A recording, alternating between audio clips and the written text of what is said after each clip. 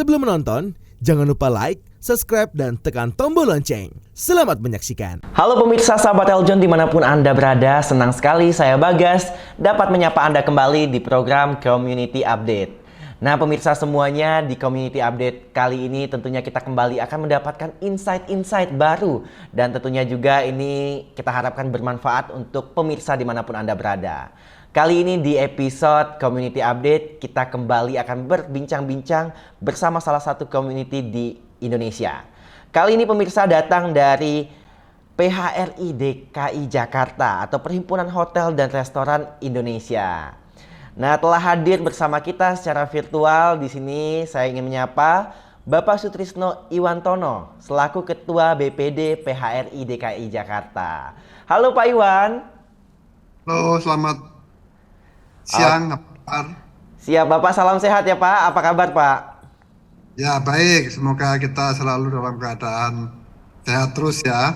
Amin. Bapak terima kasih banyak. Ini suatu kehormatan untuk kita semua dapat bertemu secara virtual Pak ya di episode Community Update kali ini di Eljon TV. Ya, Nah baik pemirsa semuanya sahabat Eljon, seperti yang kita ketahui kita sempat dilanda dengan pandemi COVID-19. Ini juga menjadi salah satu hal yang mengguncang dunia pariwisata dan sangat disayangkan di industri pariwisata salah satunya perhotelan terdampak sekali adanya pandemi COVID-19 ini. Nah pemirsa semuanya, di episode kali ini kita akan berbincang-bincang bersama Pak Iwan selaku Ketua BPD dari PHRI DKI Jakarta. Kita akan bahas bagaimana sih peran PHRI dalam menghadapi tantangan global seperti ini ya. Langsung saja Bapak, Pak Iwan, terkait kita sempat dilanda ya Pak ya, sempat mati suri mungkin kita bisa bilang ya Pak ya, industri pariwisata perhotelan ini ya Pak. PHRI datang Pak sebagai kekuatan dalam industri pariwisata dan perhotelannya Pak ya.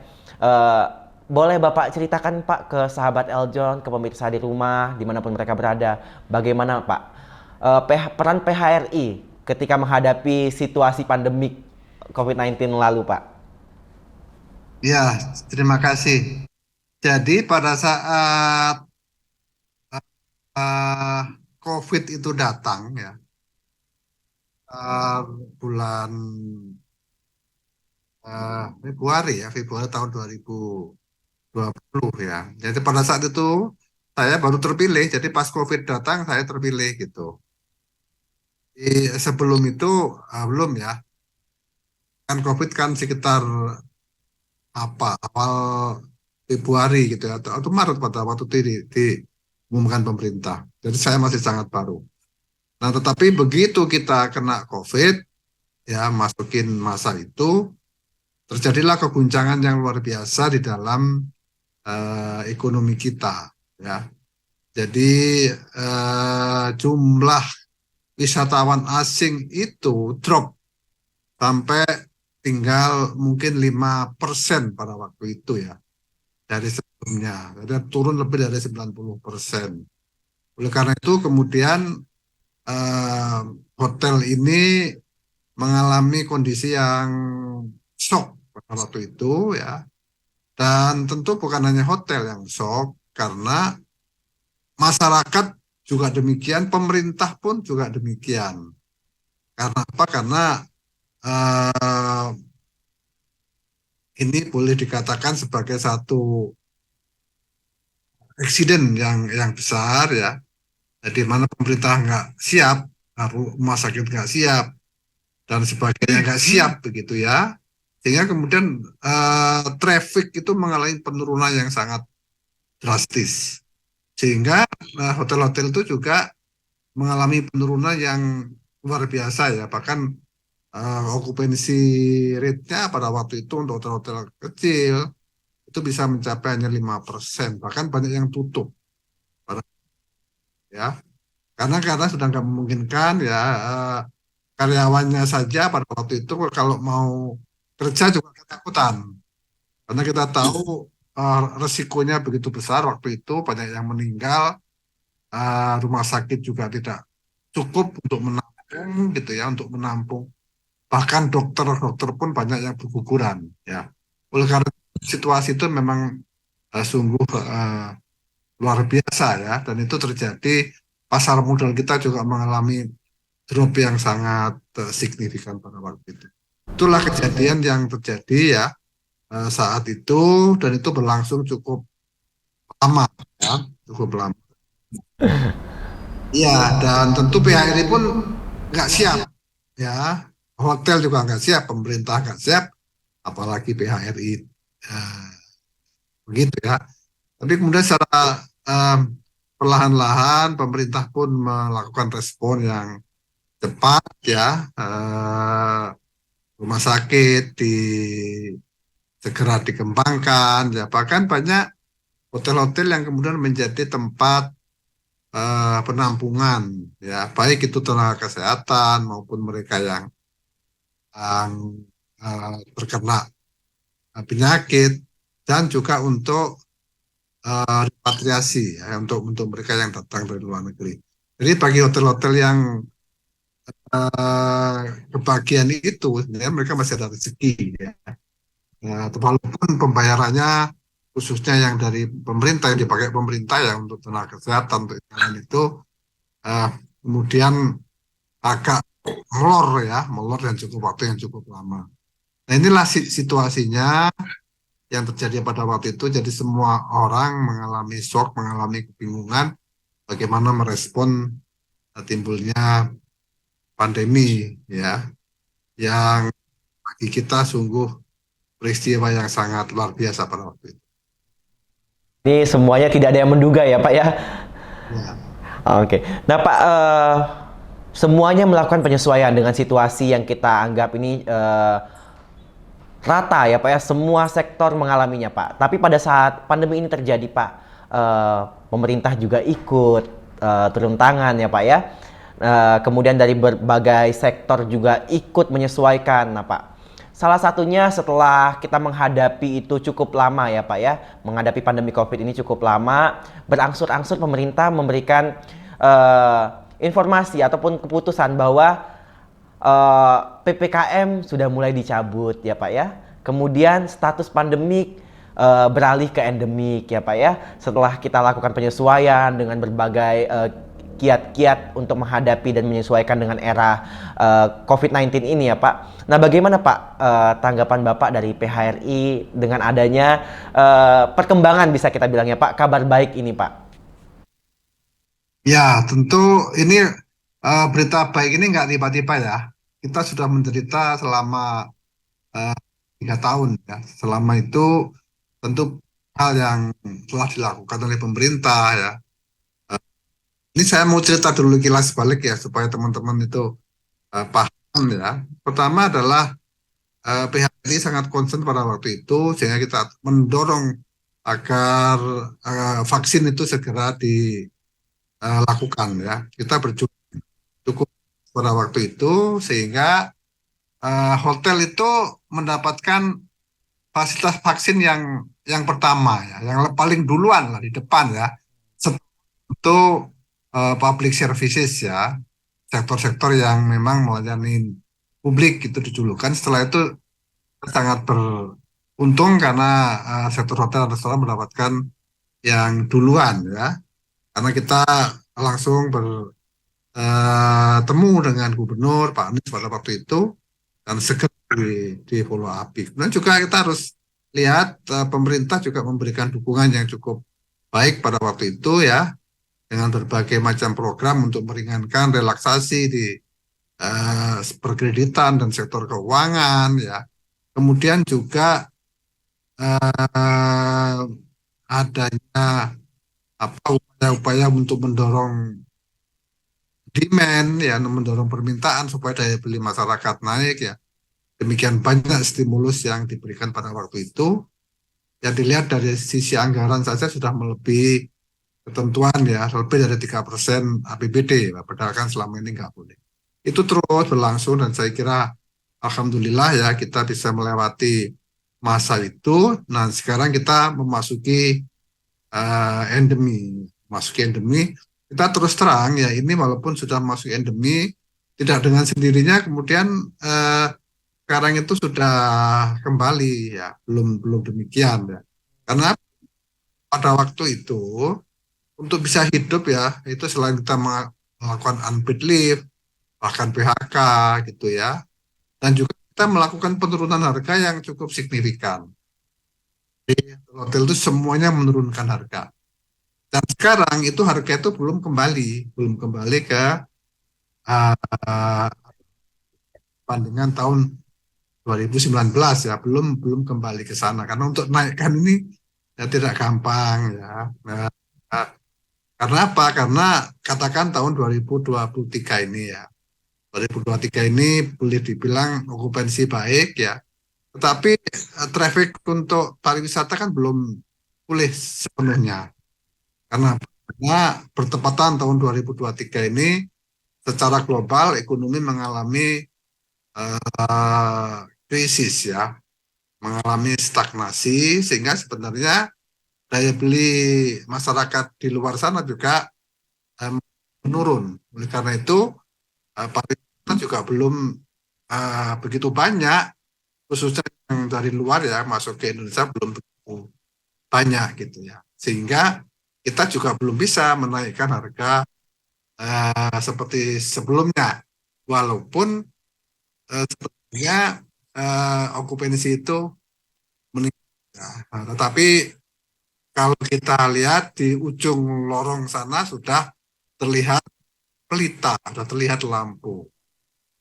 Kan semangat bahwa kita akan bisa bangkit kembali ya. Karena yang penting itu adalah keyakinan diri kita untuk bisa bangkit. Setuju Pak. Jadi kita harus recover together, recover stronger, ya Pak ya. Harus achieve target lagi kita ya Pak ya. Nah ini juga Pak, sejalan dengan pemerintah melalui Kementerian Pariwisata dan Ekonomi Kreatif menetapkan target jumlah kunjungan Wisman nih Pak, sebesar 8,5 juta orang dan wisata Nusantara sebanyak 1,4 miliar. Ini artinya pemerintah juga sudah pasang target lagi ya Pak ya, untuk menormalkan dan achieve target lagi nah Pak. Nah Pak, lalu dari PHRI sendiri nih Pak, ada nggak sih Pak upaya apa untuk mendukung program ini sehingga kita bisa menuju era jaya kita lagi Pak dalam pariwisata? Tentu PHRI menyambut baik dan memberikan dukungan dari upaya-upaya pemerintah untuk bisa meningkatkan arus wisatawan ya 8,5 juta yang sebenarnya ini belum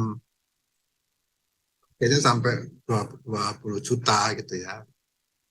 Mencapai angka itu sudah bagus dan saya kira kita sepakat bahwa wisatawan Nusantara itu juga penting. Jadi kita tidak bisa semata-mata mengandalkan wisatawan asing. Ya. Karena apa? Karena kondisi global saat ini tidak terlalu baik juga. Ekonomi Amerika sedang mengalami kontraksi yang signifikan, ya. Inflasi mereka sangat tinggi sehingga menyebabkan pertumbuhan ekonomi juga berkurang. Dan Eropa maupun Cina mengalami hal yang sama. Oleh karena itu kita tidak bisa terlalu banyak berharap dari situasi global. Sehingga bagi kami PHRI upaya untuk meningkatkan traffic dari wisatawan domestik itu menjadi sangat penting, ya kan? Menjadi sangat penting. Lah, wisatawan domestik ini lah yang nanti akan memberikan harapan kepada kita semua, kepada hotel maupun restoran, ya. Kalau traffic dalam negeri ini bisa berkembang.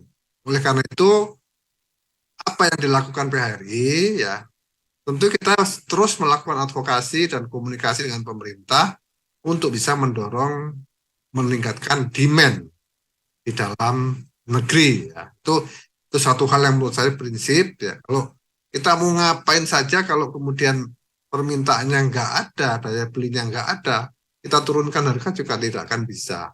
Ya. Tentu masing-masing hotel itu punya kiat-kiat yang berbeda-beda antara satu dengan yang lain. Ya. Itu adalah sangat variatif, mulai dari cost down ya. Jadi kalau permintaan menurun, persaingan harga ketat, itu kalau kita mau bisa survive kan ini harus diturunkan. Karena itu semua hotel pasti akan melakukan hal itu. Dan apa yang dilakukan PHRI melakukan advokasi kepada pemerintah, ya. Tolong jangan membuat kebijakan-kebijakan yang bisa menimbulkan cost up, bisa menimbulkan biaya yang menjadi lebih mahal. Ya, kalau biaya meningkat, harganya nggak naik kan pasti hancur kita. Itu kita berupaya agar beban-beban biaya seperti pajak, listrik, kemudian biaya-biaya birokrasi itu bisa diringankan. Ya. Kemudian juga administrasi birokrasi yang panjang itu disederhanakan.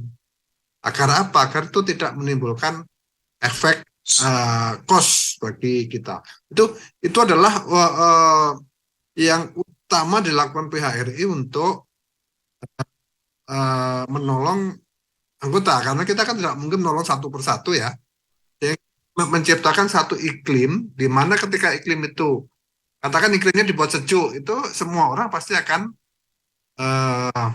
merasakan itu. Kalau sekarang terjadi iklim yang panas seperti sekarang ini kan semua orang juga kena panas. Sehingga kita yang lakukan adalah menciptakan iklim itu dengan membuat kegiatan-kegiatan advokasi. Di samping tentu kegiatan-kegiatan real untuk bisa mempromosikan ya, kita bikin acara pameran, kita bikin acara fun bike, kita bikin tabletop dan lain-lain ya. Ini tentu kita lakukan dan kita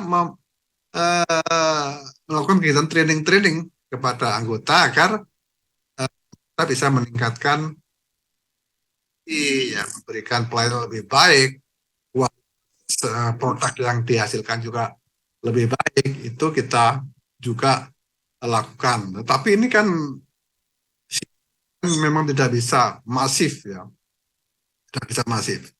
Oleh karena itu BPD PHRI dengan PHRI pusat itu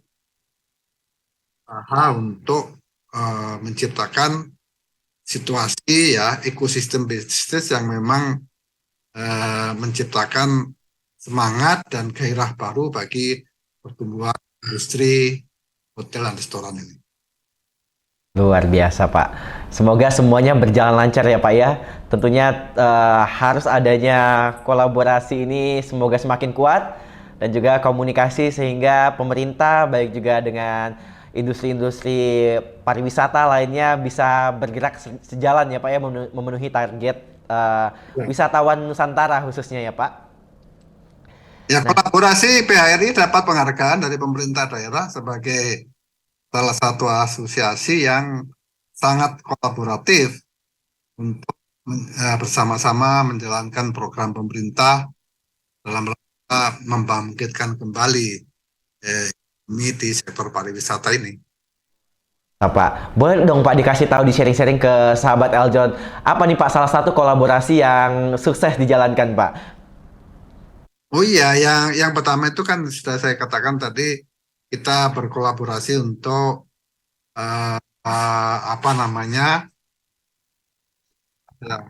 itu ya. Yang kedua, kalau pemerintah punya program, punya keinginan, kita berkolaborasi untuk mensosialisasikan itu supaya program itu bisa berjalan cepat dan masyarakat perhotelan dan restoran itu bisa cepat tanggap juga gitu. Jadi kolaborasi memfasilitasi pertemuan antara pemerintah, pelaku pemangku kebijakan dan sektor real yang akan mengimplementasikan itu. Ini bentuk-bentuk kolaborasi di sisi public policies ya. Tentu ada kolaborasi lagi ya yang lain, kita ada acara misioner ya, itu PHRI punya acara tetapi dibantu oleh berbagai macam SKPD yang ada di DKI sehingga acara itu kemudian menjadi sangat besar ya. Kita pernah bikin acara pasar kuliner itu sampai 5.000 orang yang ini cukup signifikan. Kemudian juga kita berkolaborasi misalnya mengenalkan ya objek-objek wisata di kan, objek-objek baru yang sedang dikembangkan, sehingga hotel-hotel ini kita perkenalkan. Agar apa? Agar tamu yang menginap di hotel itu bisa bepergian ke objek-objek wisata yang baru. Dengan cara begitu tentu dia akan spending di sana, sehingga pedagang-pedagang di sana itu juga menjadi hidup, UKM-UKM menjadi hidup. Ini adalah bentuk-bentuk kolaborasi yang kita lakukan ya. Di samping acara-acara promosi, kolaborasi dengan sesama asosiasi ya, mereka punya program ya, kita bersama-sama melakukan itu, sehingga ini menjadi sebuah roda yang bisa bergerak secara bersama-sama. Melihat juga situasi sekarang nih ya Pak ya, apalagi anak muda nih Pak. Di Jakarta sudah banyak sekarang konser-konser Pak ya, di Indonesia khususnya di Jakarta. Nah, konser-konser ini kita tahu juga pasti berdampak ya Pak ya, dalam berbagai sektor, termasuk salah satunya perhotelan ya Pak ya. Nah Pak, bagaimana nih Pak dari kacamata bisnis melihat kita sekarang sudah mulai bangkit lagi, ada konser-konser lagi, ada event-event lagi Pak. Bagaimana pandangan Bapak terkait dunia bisnis dan hotel, begitu juga restoran Pak? Tentu kita menyambut baik katanya konser-konser itu ya. Betapapun juga dia pasti mempunyai implikasi ya untuk kepentingan ekonomi pariwisata kita. Ya, kalau konser ini kan tidak lama ya, seperti cosplay itu kan adanya di sekitar GBK ya. Kan tentu dampaknya adalah yang utama hotel-hotel di sekitar itu, tapi bisa merembet kemana-mana. Tetapi kan tidak kemudian seluruh hotel mendapatkan curah hujan yang sama kan gitu. Ada yang gerimis, ada yang hujannya gitu, itu beda-beda ya. Kalau jauh di Pulau Seribu sana kan nggak kena juga. Yang kedua, bahwa konser itu kan 2, 3, 4 hari saja. 2, 3, 4 hari saja ya, di situ ada gitu. Tentu konser ini punya peran positif, tapi yang kita harapkan itu bisa lebih banyak lagi. Jangan 1 tahun sekali atau 3 kali, itu kan 3 kali 4 hari kan juga nggak terlalu dari sisi komersial ya itu ya, sisi komersial kan tidak terlalu besar. Walaupun kita ada sisi lain yaitu untuk bisa branding ya, memperkenalkan Jakarta, memperkenalkan Indonesia ke pihak luar. Tetapi itu baik, hanya kita ingin kalau bisa lebih frekuensinya ditingkatkan dan tempatnya juga harus ini ya ada pemerataan lah, misalnya kan jangan hanya di pusat saja atau di selatan saja, nanti kasihan yang di timur, kasihan yang di utara gitu ya. Jadi di dipikirkan untuk sisi keterlibatan dari banyak pelaku ya, terutama misalnya ya cosplay itu kan yang nonton pasti dari kalangan atas karena kan tiketnya juga mahal. Kalau ini pasti nginepnya juga di hotel-hotel bintang ya, bintang 3 ke atas itu.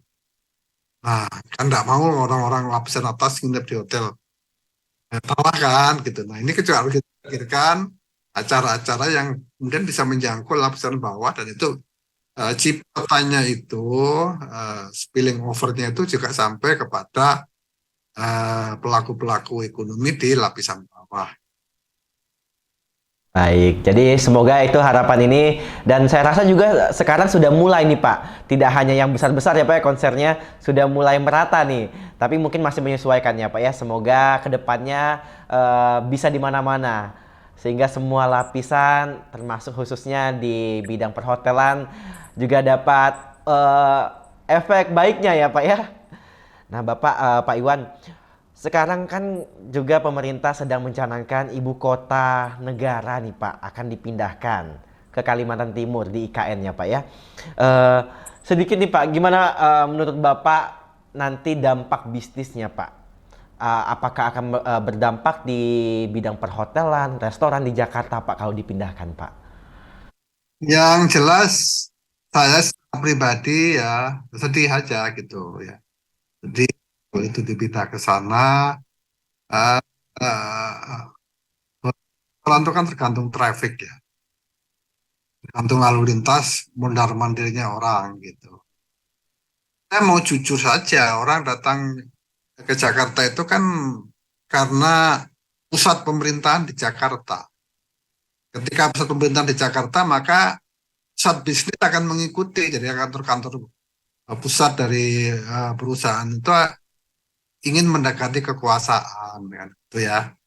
Nah, disitulah kemudian eh, menjadikan Jakarta sebagai api gitu ya, api yang panas sehingga orang kemudian ingin ingin apa menikmati kehangatan itu.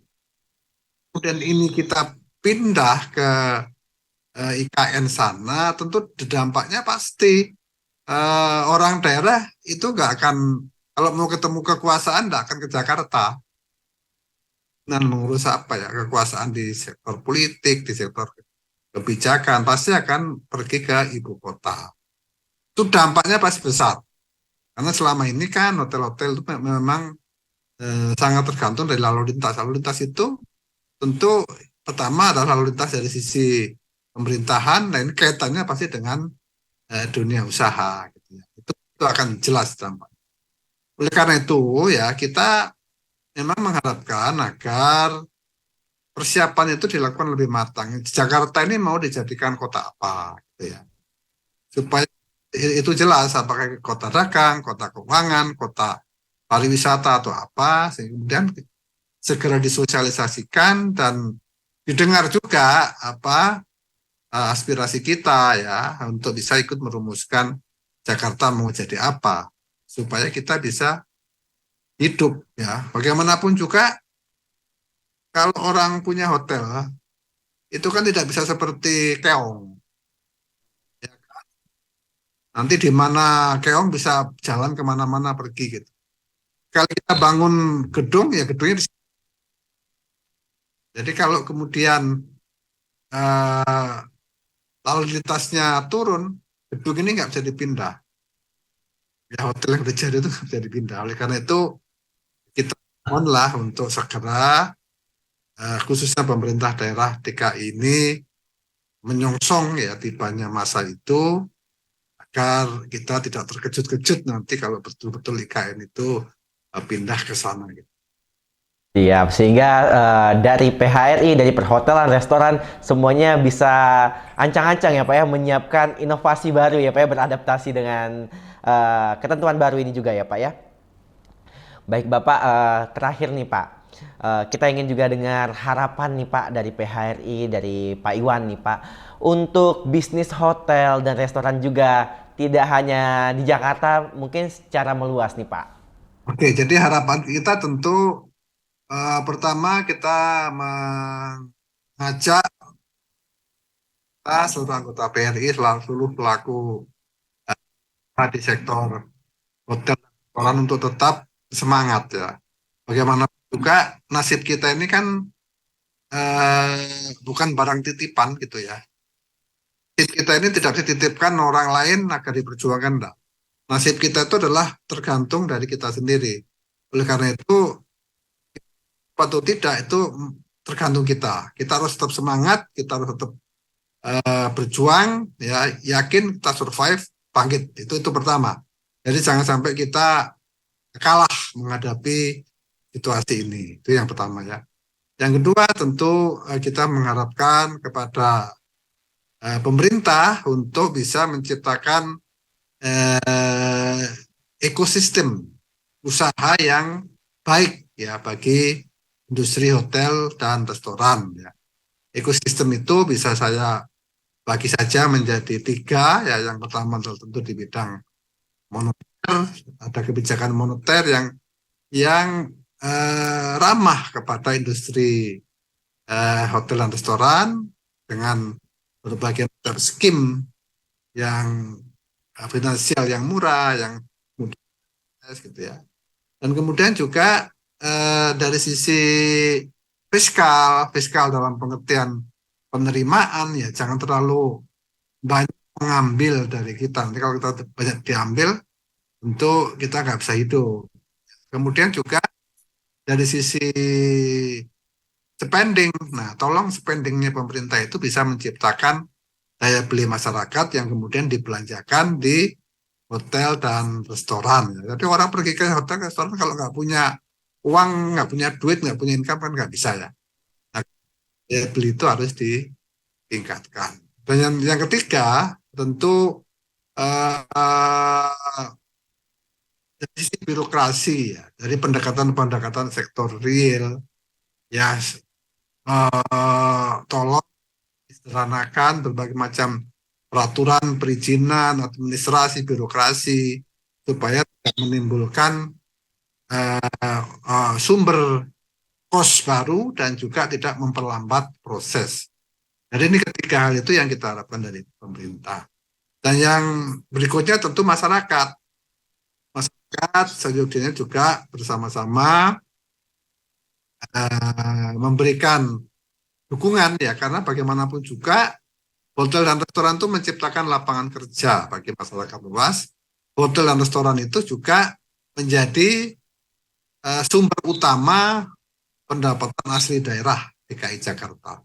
Jadi kalau hotelnya turun, pendapatan daerahnya juga berkurang, pengeluaran pemerintah yang dinikmati oleh masyarakat juga akan berkurang. Nah ini yang kita minta semuanya secara bahu-membahu berkolaborasi agar ekonomi kita bisa bangkit, bisa bergeliat kembali seperti semula. Amin.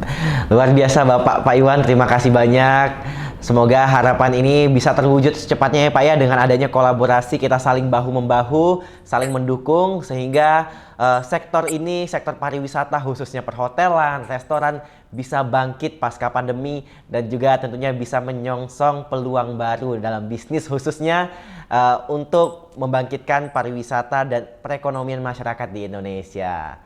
Luar biasa Pak Iwan, ini tentunya menjadi insight-insight baru juga untuk pemirsa dimanapun mereka berada. Dan juga semoga ini juga menjadi wake up call untuk kita semua yang menyaksikannya Pak Iwan, untuk ambil bagian mendukung khususnya industri pariwisata, perhotelan, dan juga sektor-sektor restoran lainnya ya Pak ya. Terima kasih Bapak, tidak terasa kita sudah berbincang di episode kali ini.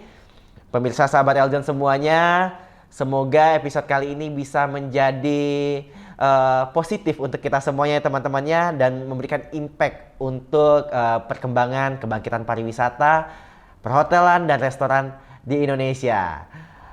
Pemirsa semuanya, terima kasih telah menyaksikan saya dan Pak Iwan. Jika Anda ingin terus menyaksikan insight-insight lainnya di Community Update, terus saksikan kita hanya di Eljon TV dan YouTube Eljon Media. Saya Bagas Ripada, pamit undur diri, sampai jumpa.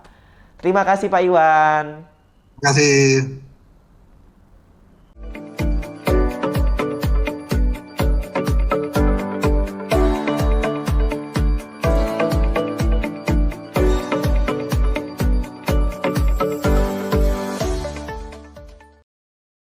Si Patrick dan Tuan Crab lagi tamasya.